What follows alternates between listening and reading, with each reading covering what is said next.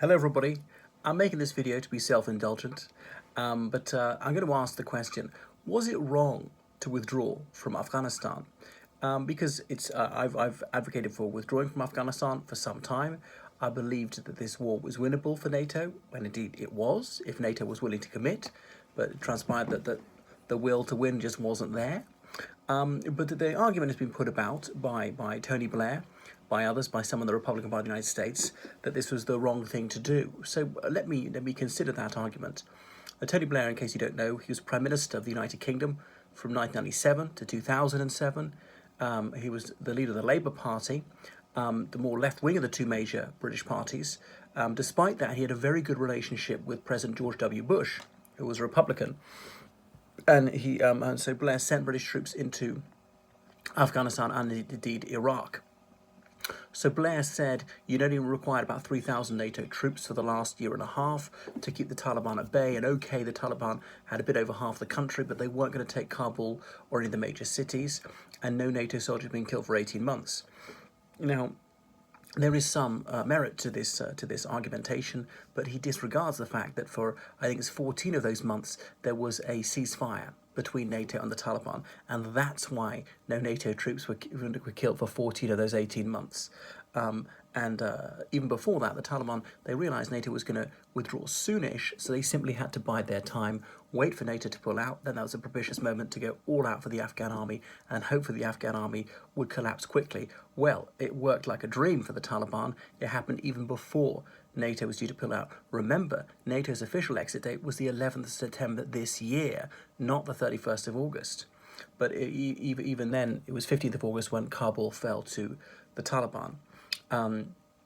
What else? So could keeping a few thousand NATO troops there hold off the Taliban? I don't think it could actually. If there'd been no peace agreement, or there was a parley before the peace agreement was actually reached, and that was going on behind the scenes for a few years actually, then a few thousand wouldn't have been enough. I mean, I've never been a soldier for a single day. If it was tens of thousands, that might have been enough to sustain a viable Afghan government in the core of Afghanistan, not control the whole of it. If you cast your minds back 10 years, there was a surge under President Obama up to 110,000 troops, and then NATO achieved real success and pushed the Taliban to the very peripheries of the country, had them on the run. They mostly hopped over the border to Pakistan, where they found succor there, given the means of life by tribesmen there, by their cousins, offered literally. That line, the Durand line, is the border between Pakistan and Afghanistan. It was drawn in the 1870s. It's named after a Briton, Mr. Durand, who drew it. So many of the Pashto-speaking people on either side of that border view it as a nonsense. It's a border across a country, not between two separate countries. So it's always been a fairly porous border, and smuggling's been a way of life there for centuries. So they're no respecters of that. So they think it's a sort of vivisection of their homeland. The Taliban, to some extent, is a Pathan or Pushtun or Pushtun nationalist movement, and it's got a very complicated relationship with Pakistan. I mean, Pakistanis often think the Taliban's good when it's active in Afghanistan, but evil when it's active in Pakistan, and it's highly fissile, the Taliban. But yeah, tens of thousands of troops might have kept the Afghan government going for quite a long time.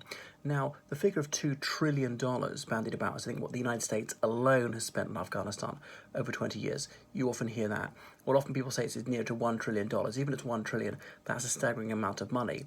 The difficulty is bringing up to $2 trillion is, but you know, you're counting, say, all the salaries of these American troops. They would have been paid anyway, even the United States wasn't in Afghanistan. The equipment, I mean, that equipment would have been bought anyway, even if it wasn't actually being used, and so on. So what specifically to do with Afghanistan is a bit more difficult to calculate. Anyway, so tens of thousands could have kept them going, but the commitment wasn't there to keep it going longer.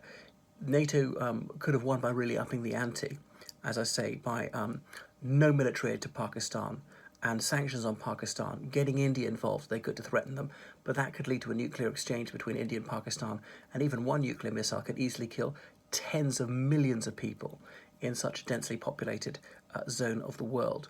So now what's going to happen now? Because they say, well, the Taliban taking over Afghanistan, which they have, and it could be a haven for terrorism. Well, that's possibly true, but I think the Taliban may well learn a very painful lesson. At least 70,000 Talibs and their affiliates have been slain over the past 2 decades, and they realise that don't poke Uncle Sam, or there'll be hell to pay. So they might like some peace and prosperity themselves, and perhaps they've moderated and moved on. And they're in an enviable situation because they're armed to the teeth by all this NATO supplied equipment that the Afghan army dumped, and all their neighbours are willing to at least tolerate them. So perhaps NATO staying on, as I say, would have kept things better. The heroin trade, is it going to increase even more? Possibly. But on the other hand, the Taliban, if they want access to the legitimate economy, they're going to have to clamp down on it, as they did actually quite effectively in the late 90s. Because they're willing to execute people for that, and they're not really bothered about fair trials. If they think it's suspicious, if they think there's a fairly high chance, yeah, they'll kill you. They're not bothered about legal niceties or things like that. So sheer brutality might mean that they can be quite effective in their narcotics interdiction program. So staying on for a while, yes, I can see there would be some merit to that, but how much money are you willing to spend? And actually, not that many NATO troops were killed. Even the whole thing was only about 3,000 NATO troops. Is easily 70,000 members of the Afghan security forces, tens of thousands of civilians. So this whole conflict over 20 years has killed roughly 200,000 people. Now, had NATO not intervened, and the Northern Alliance simply carry on fighting as they were before 9/11, yeah, still people would have been killed, not as much as 200,000, I don't think. The Northern Alliance might have eventually been comprehensively defeated. Its backers, India, Russia, and so on, might have decided it was a forlorn hope and just withdrawn aid after something like 9/11. And then that would allow the Taliban to finally annihilate it. So I do perceive that there is some cogency to the argument that NATO should have stayed on.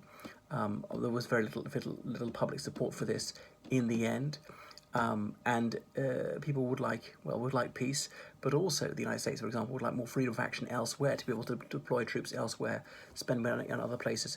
It's totally disingenuous and Republicans. Totally hypocritical Republicans in the United States to use this to assail President Biden, who's implementing Trump's plan. And had he ripped it up, then the conflict would have carried on. And how are you going to withdraw then if the Taliban are shooting you all the time as you're trying to fly out of Kabul?